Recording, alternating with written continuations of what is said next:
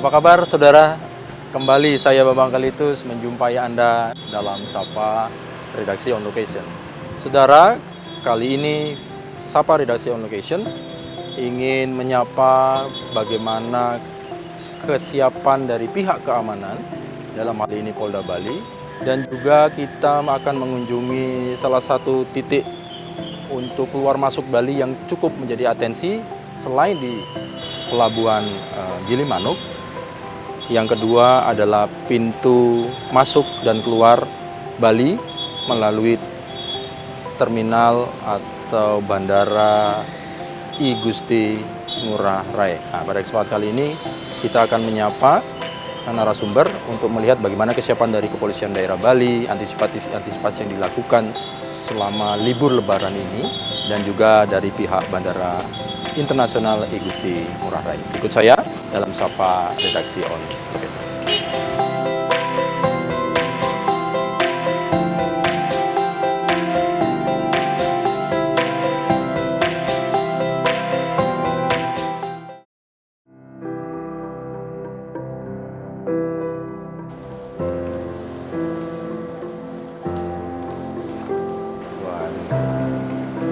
Ini mana nih?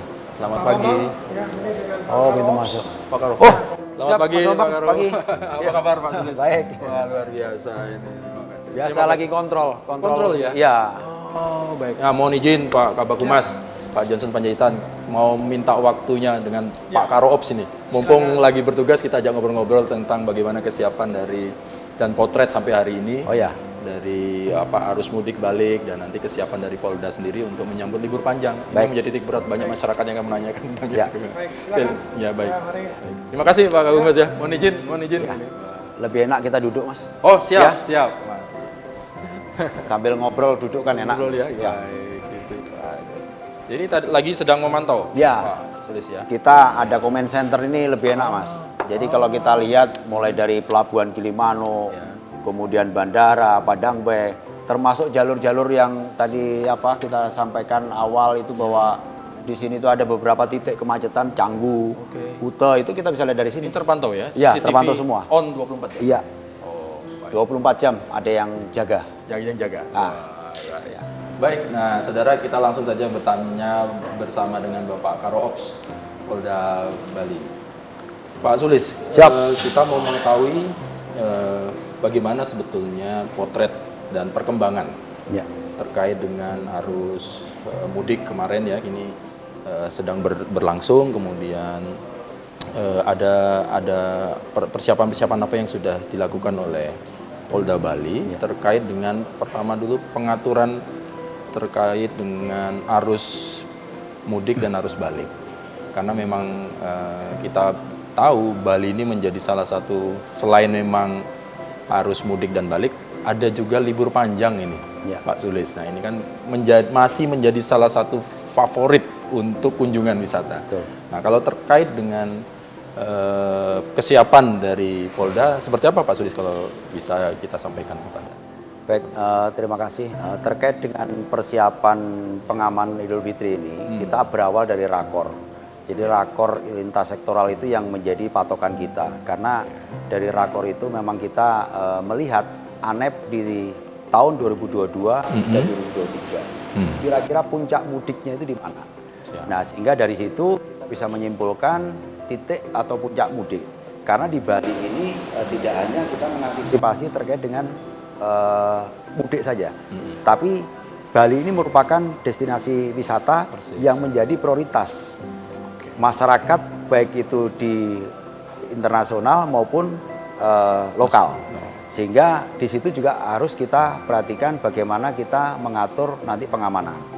Nah, sehingga dari persiapan itu seperti kemarin kita sudah turunkan dalam operasi Ketupat ini, Polda Bali menurunkan 3.507 terdiri dari 2005 itu personil Polri dan 1.502 itu instansi terkait yang tergelar dalam beberapa pos, baik itu pos pengamanan ada 21 pos, kemudian pos pelayanan ada 9 dan ada 3 pos terpadu.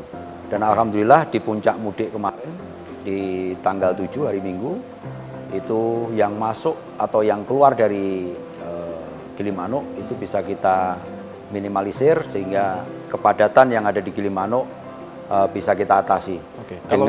Saya potong cepat. Kalau kemarin sudah mulai kelihatan banyak arus keluar, itu sejak H- berapa ya Pak Sulis? H-4. Oh, H-4 sudah. Betul. Jadi H-4 itu di hari Sabtu itu sudah terlihat.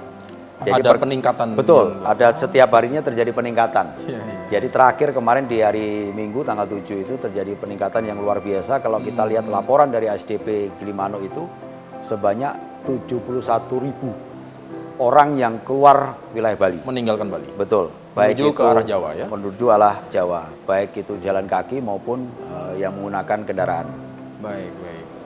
Nah, kemudian kalau kita fokus ke Gilimanuk dulu ya, Pak Sulis ya. Kan kita ini ada 2 pintu sebetulnya. Betul. Gilimanuk dan bandara. Betul. Cuma nanti bandara kita segmen berikutnya. Nah, kalau Gilimanuk sendiri sebetulnya kan perjalanan ini kayak memang tol masih dalam perjalanan, baru dalam pembangunan. Betul. Berarti masih konvensional jalan yang kita tahu relatif sempit ya. Kemudian volume untuk kendaraan menampung, kemudian jalan yang mungkin tinggal nikung. Nah, itu apa yang harus diwaspadai mungkin biar bagi para pemudik dan juga yang harus balik melihat dari konfigurasi jalan kita supaya mereka aman, titik-titik rawan itu seperti apa Pak Sulis kalau bisa disampaikan? Oh ya, gini Mas. Jadi sebetulnya sebelum kita melaksanakan operasi ketupat itu kemarin kita sudah banyak memberikan sosialisasi kepada masyarakat. Artinya ada beberapa tempat yang dijadikan alternatif. Artinya seperti ini. Kalau seandainya terjadi kepadatan itu masyarakat bisa melihat dari beberapa media yang memang kita siapkan. Dari Bidhumas Polda Bali ini sudah memberikan sosialisasi, baik itu melalui media sosial maupun dari beberapa informasi yang memang di-share oleh rekan-rekan khususnya dari Humas dan Lalu Lintas. Sehingga masyarakat bisa melihat bagaimana sebetulnya perkembangan di jalan. Kemudian kalau seandainya memang itu terjadi kepadatan, kita juga sudah menyiapkan 6 kantong parkir. 6 kantong parkir itu yang bisa disiapkan oleh para pemudik untuk bisa istirahat dulu. Oke, itu di sepanjang jalur? Di sepanjang jalur. Denpasar Gilimanuk? Betul, mulai dari Denpasar sampai dengan Gilimanuk itu ada 6 titik kantong parkir yang sudah kita siapkan. Dan itu kita sosialisasikan terus, sehingga masyarakat bisa melihat. Sambil melihat dari perkembangan, seperti kita sekarang ada comment center kita ini setiap hari memberikan report kepada masyarakat. Sehingga masyarakat bisa melihat bagaimana sebetulnya perkembangan di Gilimanuk. Sehingga bisa mengantisipasi. Nah, di luar itu juga kita sudah melakukan beberapa upaya rekayasa lantas. Kalau seandainya terjadi kepadatan lagi, itu kita keluarkan dulu. Jadi kita buat delay system. Jadi kita keluarkan dulu ke simpang Kaliakah itu untuk memutar dulu kendaraan-kendaraan itu. Tapi alhamdulillah kita tidak sampai melakukan langkah itu. Karena di dalam pelabuhan sendiri kita bisa lakukan koordinasi dengan pihak SDP untuk mempercepat. Jadi port time-nya kapal bongkar muat ini benar-benar tepat sesuai dengan harapan kita. Belum lagi kemarin yang disampaikan oleh Direktur ASDP waktu Bapak Menteri Perhubungan ke sini bersama Panglima TNI dan Kapolri itu menyampaikan mitigasi yang sudah dilakukan oleh ASDP itu yang pertama itu terkait dengan pengerukan dermaga LCM. Itu sangat menunjang karena apa? Kalau itu tidak dilakukan pengerukan akhirnya menimbulkan gangguan pada saat pasang surut. Begitu surut kapal tidak bisa dan itu akan menghambat. Nah sehingga upaya-upaya itu yang betul-betul bisa mengurai begitu kepadatan di Gilimanuk. Kalau kita bandingkan 2023 dengan 2024 ini, alhamdulillah ini lebih lancar dibanding dengan 2023 tahun lalu. Ya tahun lalu kan sempat stuck panjang itu ya Pak Karu ya. Kemudian kemarin memang report yang kita lihat terutama pada puncak karena memang puncak ini Sabtu dan terutama Minggu memang betul Mas. Kebanyakan namanya puncak memang orang libur baru hari Jumat, betul. Sabtu baru bergeser. Akhirnya memang di titik itu terjadi penumpukan. Betul. Tetapi bisa diurai tidak terlalu lama lah ketimbang tahun lalu ya. Betul. Itu Pak Sulis yang ingin sampaikan kepada masyarakat. Oh, baik. Nah kalau jalannya sendiri berkoordinasi dengan pihak-pihak lain, mungkin ada posko-posko apa ya, terpadu atau posko apa yang tadi 6 tadi juga. Betul. Jadi kalau terkait dengan di jalur sendiri, kita sudah mendirikan sepanjang jalur itu ada total seluruhnya di Bali itu ada 21 pospam. 21 pospam, kemudian untuk pos pelayanan itu ada 9. Itu yang tergelar di beberapa titik yang sudah kita tentukan dari tiap kabupaten dan kota. Kemudian untuk pos terpadunya itu memang kita tempatkan di 3 saja, Mas. Jadi di Gilimanuk, di Pelabuhan Gilimanuk, kemudian Pelabuhan Padang Blai, yang berikutnya adalah di Pelabuhan Nusa Penida. Itu sudah kita tentukan karena di situ ada beberapa instansi terkait yang menjadi satu di situ untuk saling mengisi dan melengkapi. Oh gitu ya. Ya. Baik, baik. Oh, baik. Jadi memang melibatkan jadi hampir 2.000 tadi ya? Ya, betul. Yang di luar dari Polda untuk ya. instansi terkait yang kita libatkan dalam operasi ketupat itu ada 1.502. Ini posko-posko ini sampai kapan, Pak Sulis? Posko, kalau kita bicara operasi ketupat ini sebetulnya hanya sampai tanggal 16. Tanggal 16. Namun demikian sesuai dengan petunjuk dari Mabes Polri, kita tambah 17 sampai dengan 23 itu kita gelar bukan operasi ketupat tapi KRYD. KRYD itu kegiatan rutin yang ditingkatkan. Itu juga kita bagaimana Polri ini memberikan pelayanan kepada masyarakat yang terbaik, karena kita tahu semua tidak selesai di tanggal 16 saja, saya yakin. Masyarakat yang berlibur, masyarakat yang akan kembali ke daerah tempat masing-masing itu masih ada menambah waktu, sedangkan operasi kita ini hanya sampai tanggal 16. Sehingga petunjuk dan arahan dari Mabes Polri untuk ditambahkan dengan kegiatan KRYD tadi, kegiatan rutin yang ditingkatkan. Sehingga kita nyambung, Mas, tanggal 17 sampai tanggal 23. Jadi kekuatannya masih sama atau? Masih sama. Oh, masih sama. Luar biasa ini. Ya. Baik. Pak Sulis, kita sedikit menyinggung tentang operasi ketupat agung. Ya, betul. Ya. Nah, kita dari Polda sendiri menitik beratkan hal apa di tahun 2024 ini untuk operasi ketupat agungnya? Gimana Pak Sulis? Betul. Jadi kalau terkait dengan operasi ketupat agung ini cuma 2, Mas, sebetulnya yang menjadi prioritas kita. Yang pertama itu terkait dengan orang yang datang dan yang keluar. Nah, kalau bicara orang yang keluar berarti konsentrasi kita adalah di Gilimanuk. Kemudian orang yang datang konsentrasi kita adalah di bandara.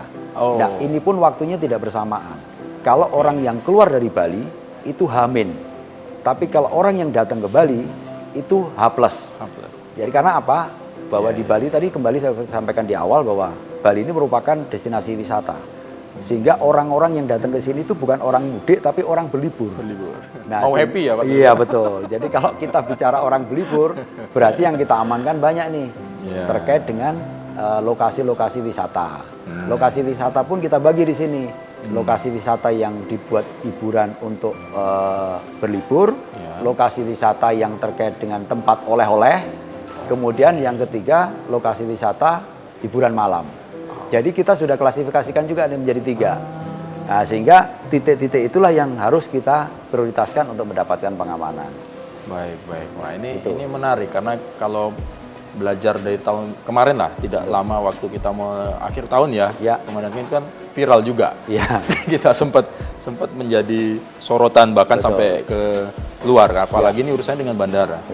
Nah, nanti kita akan bahas tentang itu sedikit Pak Sulis. Bagaimana pihak Polda juga mengantisipasi terutama ini kan di Besakeh juga kebetulan sedang ada acara besar. Betara Turut KB. Ini pun kalau tidak salah sampai tanggal 18 atau tanggal berapa. Ini kan beririsan dengan libur panjang segala macam. Nah, bagaimana upaya dari Polda untuk mengantisipasi itu? Baik, kita tahan dulu Pak Sulis ya. Ya, baik Mas. Baik saudara, jangan kemana-mana. Kita akan lanjutkan lagi bincang-bincang kita bersama dengan Karo Ops Polda Bali setelah yang satu ini.